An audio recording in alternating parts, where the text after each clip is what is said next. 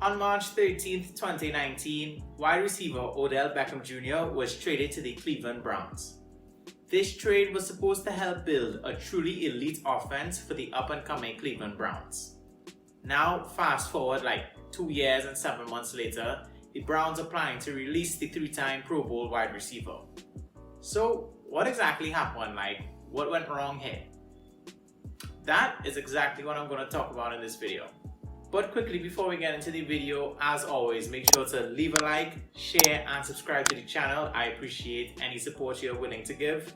And as always, if you are interested in anything I do outside of YouTube, make sure to give me a follow on Instagram and TikTok at SportsButCasually. Now let's get into the video. So yes, Odell Beckham Jr., the wide receiver with fantastic hair if I'm being honest, was traded from the New York Giants to the Cleveland Browns for safety Jabril Peppers, offensive guard Kevin Zeitler, and the Browns' 2019 first and third round pick. You see, the Browns did this because it seemed like coming off of the 2018 season, they had some sort of direction for the first time in decades.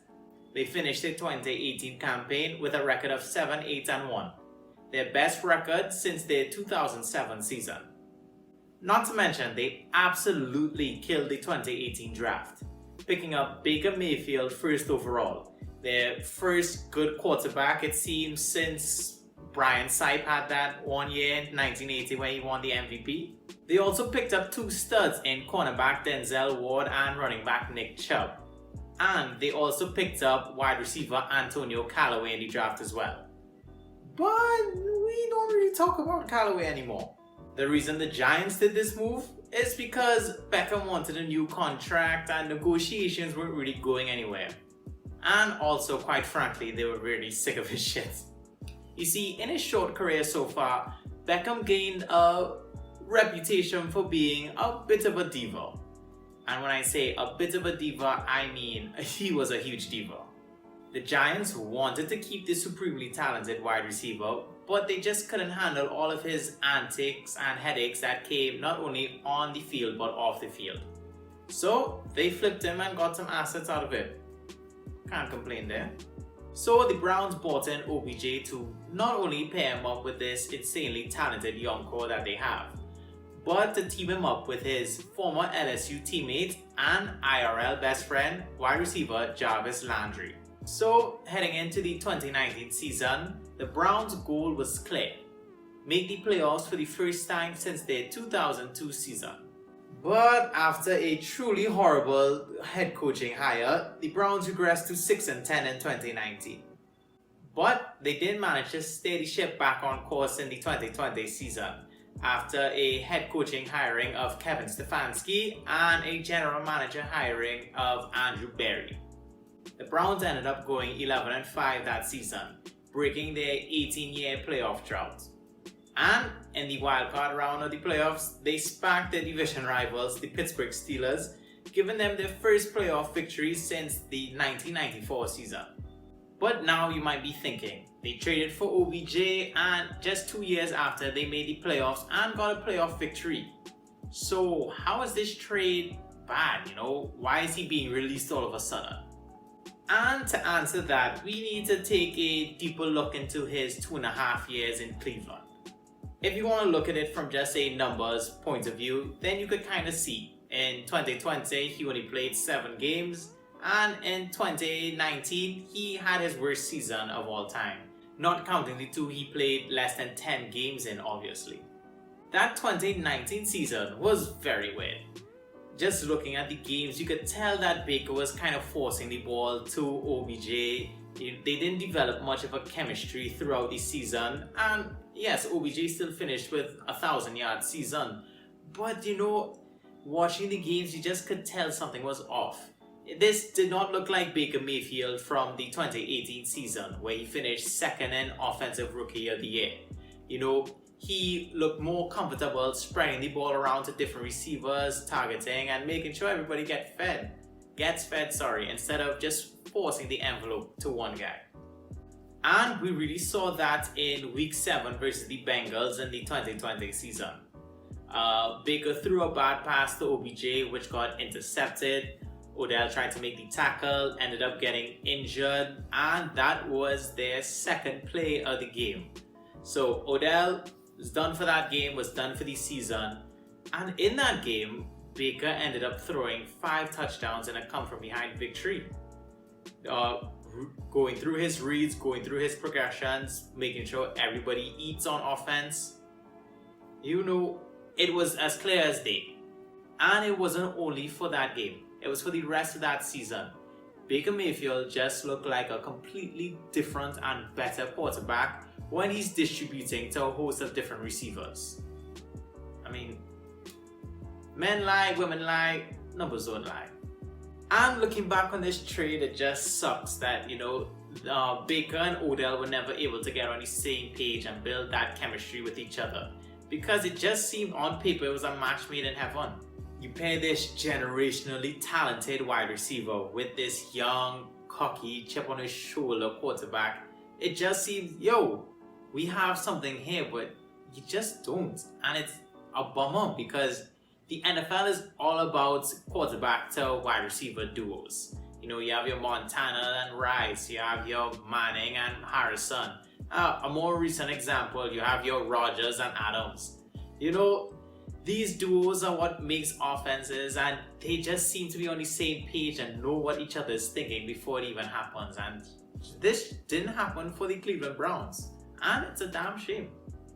And if we being real though, they both kind of really faced the uphill battle in order to even build any sort of chemistry. Let's look at the 2019 season. Baker Mayfield is going on to his second head coach in Freddie Kitchens. Odell Beckham Jr. going to a new team in a new city. They try to make it work where Odell is the number 1 option. Things don't work out that well. The team regresses. 2020 now, Stefanski comes in and he also brings in an entirely new offensive scheme. You see, in the offseason, the Browns totally revamped their offensive line as they moved to more of a run-first team behind the backs of Nick Chubb and Kareem Hunt. With those 2 great running backs and a fantastic offensive line, Stefanski opted for Baker Mayfield to play off of the run game, and if we're being honest, that works the best for him. Let's be real, he's not the top tier QB talent like a Mahomes, like a Rodgers, like a Brady, like a Wilson. So you have to create a system where best suits him and covers his weaknesses. But hey, that's no Baker Mayfield slander by any means. I still think he's one of the best young quarterbacks in this league.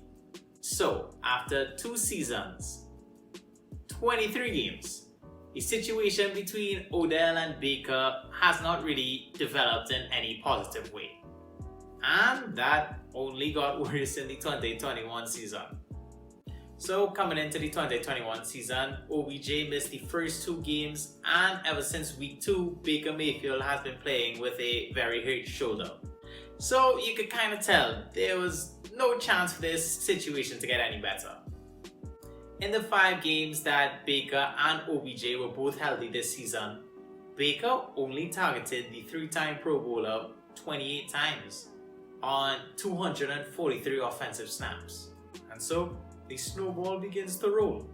Early in the morning on November the 2nd, the trade deadline in the NFL, OBJ's father, Odell Beckham Sr., or I guess OBS, posted a 11-minute video on social media highlighting the times that his son Odell was open and Baker Mayfield did not throw it to him.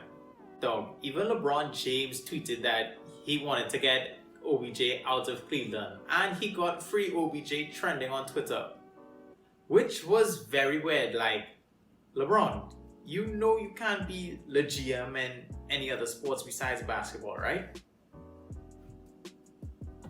But the trade deadline comes and passes, and OBJ is still a member of the Cleveland Browns.